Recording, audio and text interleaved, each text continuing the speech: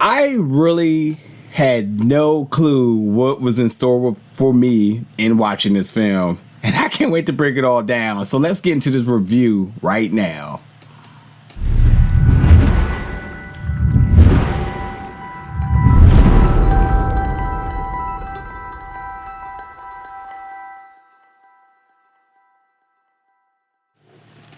What's up, everybody, and welcome back to the channel today for another movie review. Today we're reviewing the film Jakobs' Wife, which made its world premiere at South by Southwest and will be releasing digitally April 6th. So this is has distribution. As you know, some films at film festivals don't. That's why they get a chance to screen, and hopefully somebody picks it up. But this film has already been picked up by RLJE and Shudder. So yes, you know, Shudder, the home of all horror films, and this was a no-brainer for them, obviously, as they picked this one up bright and early. But Jakobs' Wife, this film, I literally had no clue what was in store for me with it, because like I saw that it was being considered to be a comedy, and when I started watching it, like the first act was nothing of a comedy. It was very serious, to be honest. And then the film went completely off the rails. Like, it turned into something I had no clue it was going to turn into. But overall, I enjoyed it. I thought it was as ludicrous as it was. I was entertained the entire time. And at the very core minimum of this film, there's a small premise that everything is kind of built around. But either way, no matter how crazy it got, I enjoyed it. But what's happening in this film is, so you have Anne, who's played by Barbara Crampton. She's married to a small town minister, Jacob, who's played by Larry Fessenden. And she pretty much feels like her marriage has been shrinking over the last 30 years. Like, yes, everything is trouble in paradise for the two of them. They're going through some issues. But after a chance encounter with the master, she discovers a new sense of power and an appetite to live bigger and bolder than before. As Anne is increasingly torn between the enticing new existence of her life before, the body count grows and Jacob realizes he will have to fight for his wife he took for granted. So, here's the thing. Anne and Jacob married. They are having all types of relationship issues. At the very core minimum, this is about a film about a married couple who is just completely dysfunctional.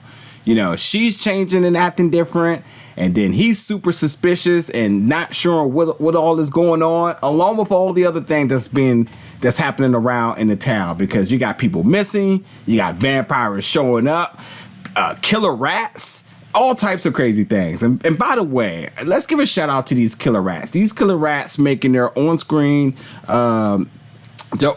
debut from New York. If you've ever been to New York and you ever seen a rat from there, that's what they were. They got every single one of them out of one metro station and say, we need you for this film, and there you go. So why they try to emphasize on these being giant rats, this is no different than what you see on a daily basis in New York. I'm just keeping it 100 here. But yeah, you got these crazy killer rats and stuff that was going on.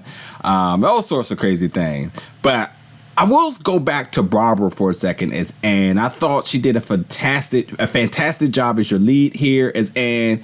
Her personality was all over the place. She had to be irate.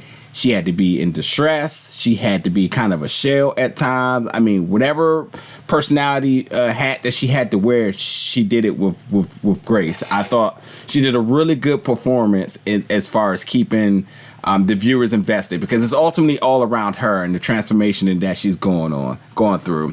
But I will say, like, you know, how this film went from like a typical normal horror film to just going off the chain.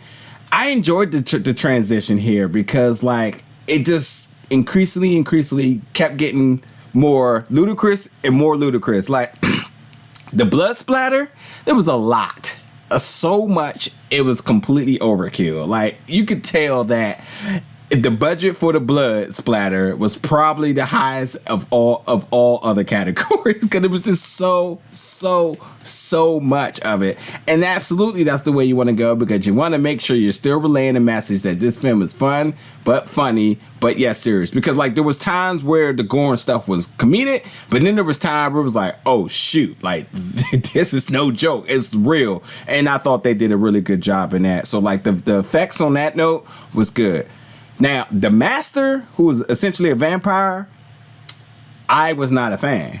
By no means. I didn't like the character. I didn't like the costume. I could have did without that character being in here the entire time. I thought that was one of the huge flaws with this, is that it just didn't do anything for me at all.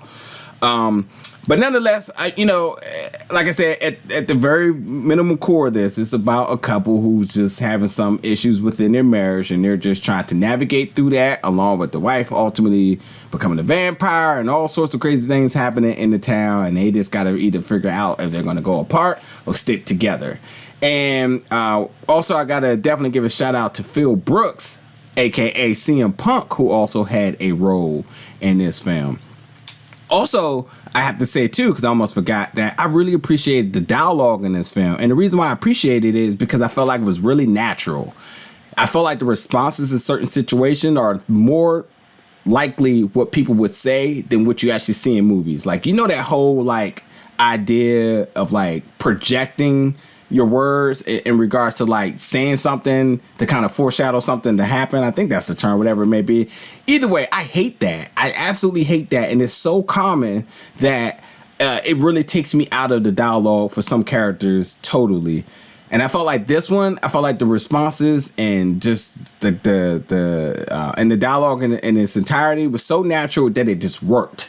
And I think that was just another little added element as to why I like this film.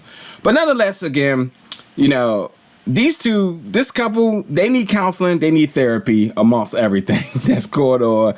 I love the classic score, and overall, I just had a good time with this film. So, if you got the Shudder app, or if you're going to check this out digitally, I definitely say go for it if this interests you. It's fun. I think it's a good Friday night film that you just put on and kind of kick back and just let it do what it do. And just expect for you to just kind of be caught off guard by what happens, because, it's going to start one way and then it's completely going to go the other way at 100 miles per hour.